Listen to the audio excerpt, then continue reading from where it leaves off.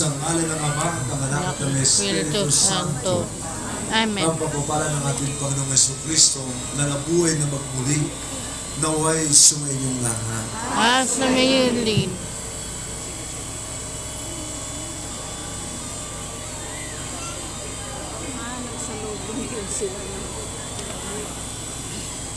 O Maria, sakdal dilag, uliran sa kabanalan, o Birhen de la Rosas, huwara ng kalinisan, o inang itinalaga ang buhay sa kasunuran, tahimik na tumalima sa Diyos Amang kalooban.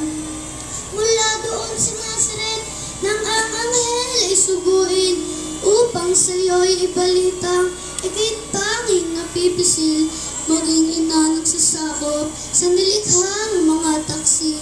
Ang sagot mo'y nais ng Diyos ay maganap sa akin. At nang iyong maisilang ang dakilang mananakop, tahimik na sumubaybay ikaw, inang mapagkumpong sa kalingat pagmamahal, iyong bunso ay pinusog, at ang puso mo at puso niya ay lubusang nagkabuklod. Kaya nga nung sumapit, panahon dapat matupad, tanging misyon sa daigdig ni Jesus na iyong anak, nasaksi ang paghihirap at kamatayan ng Mesiyas. Ang puso mo inang mahal, halos madurog mawasak. Alin nga bang pusong ina ang sa hapis di mawalat? Aling dibdib ang tatagal sa nakikitang paghihirap? Buong tatag mong tiniis pagkat iyo siyang hangad ng Diyos Amang dinais na mga nilikhay mapahamak. Ngunit ngayon, muning Birhen, ang liwanag ay sumilay.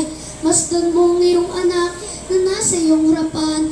Katulad ng sinabi niya, siya'y muling mabubuhay.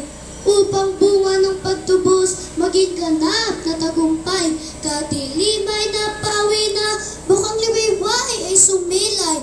Langit lupa'y nagsasaya, buong mundo'y natiriwang. Sa tagumpay na tinamo ni Jesus na buong mahal, lahat tayo pumalakpak, masayang mag-awitan.